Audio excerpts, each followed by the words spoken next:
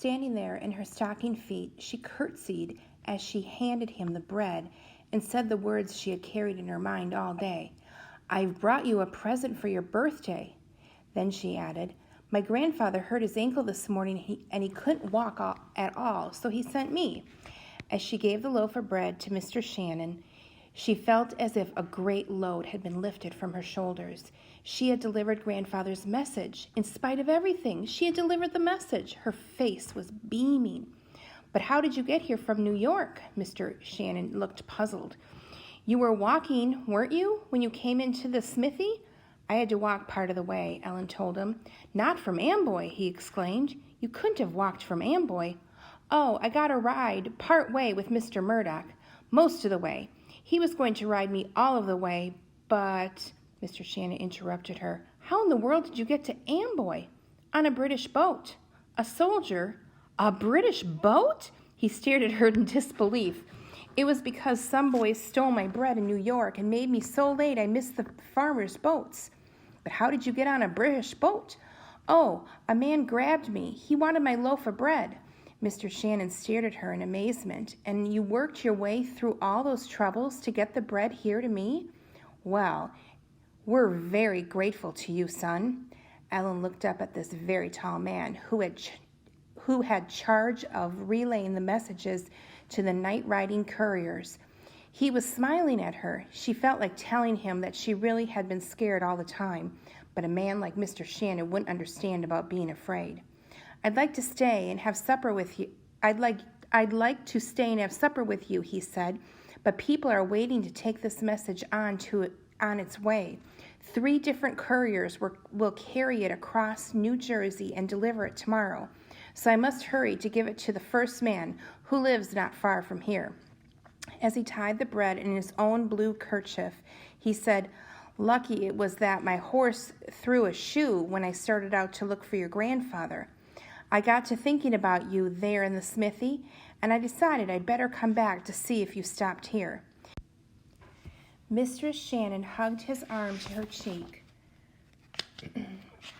and opened the door to the dark night. A cold gust of wind made her skirts billow out.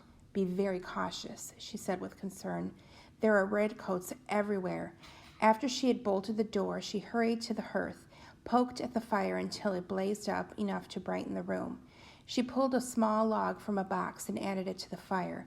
When she turned to Ellen, she was smiling. She put her hands on her shoulders and looked into her eyes.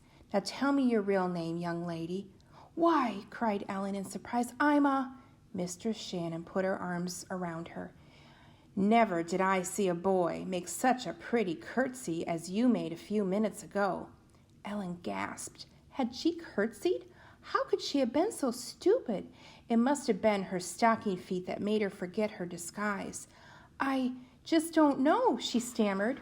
Mistress Shannon's eyes were shining proudly as she looked at her. "Tell me your name," she begged. "Well," Ellen admitted, since there was no reason to be secret any longer, "my name is Ellen Toliver." Mistress Shannon chuckled, and then she burst out laughing, quickly covered her mouth with her hands. "Oh, the things we do to fool those redcoats," she giggled. "All day long I pretend I'm a royal subject of the king, out there in the tavern singing away like a bird in a cage, and you pretend you're a boy with nothing but a loaf of bread in your kerchief." She patted Ellen's cheeks playfully. "But we fool them, don't we, Ellen? And we get important messages through the lines to our army." Ellen felt so good and so relieved, thinking how she fooled everyone. She began to laugh. She was carried away by such gales of laughter she had to stuff the green apron in her mouth to keep from being heard in the tap room. She felt silly with the apron in her mouth, but she just could not stop. Every time they looked at each other, the plump little woman with the flag in her white hair and the girl in leather breeches and a boy's jacket, they burst out laughing again. Mistress Shannon took time to bring Ellen a hot pot pie from the kitchen to eat in front of the fire. Then she brought a mug of warm milk, and next a shawl to wrap about her legs after she had hung her stockings by the fire. Every time she came back, Ellen told her more of the story about Dow and his eagerness to eat the bread, and the pig, and how Mistress Murdoch almost stole her breeches.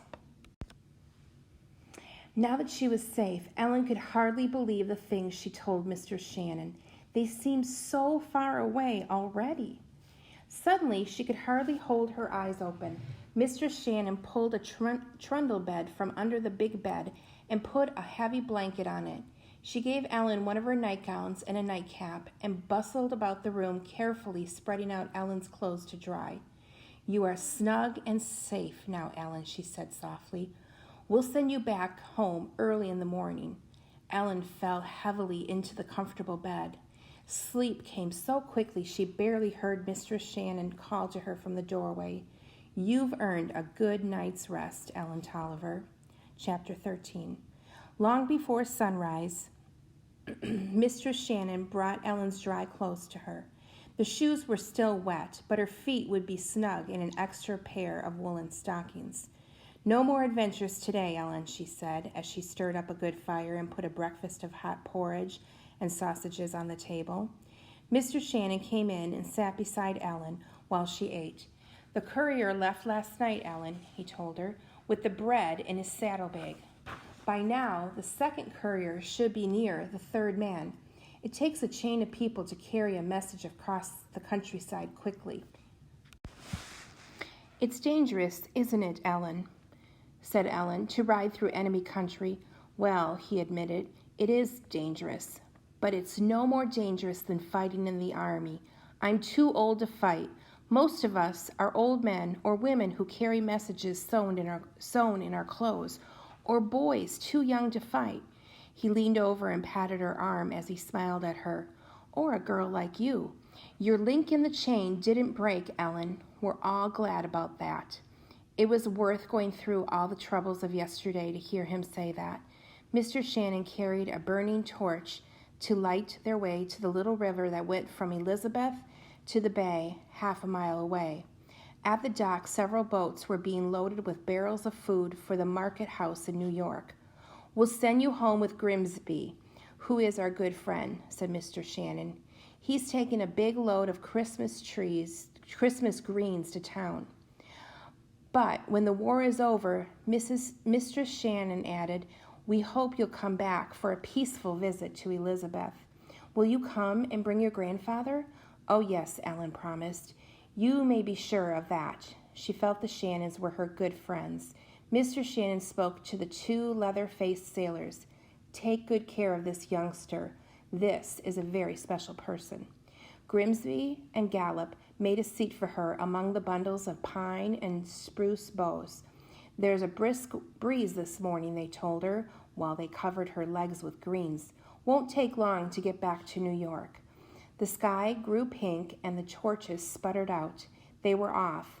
In no time, the boats sailed down the little river, past the swampy marshes and the big wharves at the shore. It was not long before Ellen recognized the shoreline of Staten Island. "Why, we sailed past here yesterday," she said to herself. "We must have been quite near Elizabeth before we sailed on to Perth Amboy." She shrugged her shoulders the way Grandfather sometimes shrugged his. "But I never would have seen how the enemy is getting ready in Perth Amboy. Mr. Shannon wanted me to tell him about that."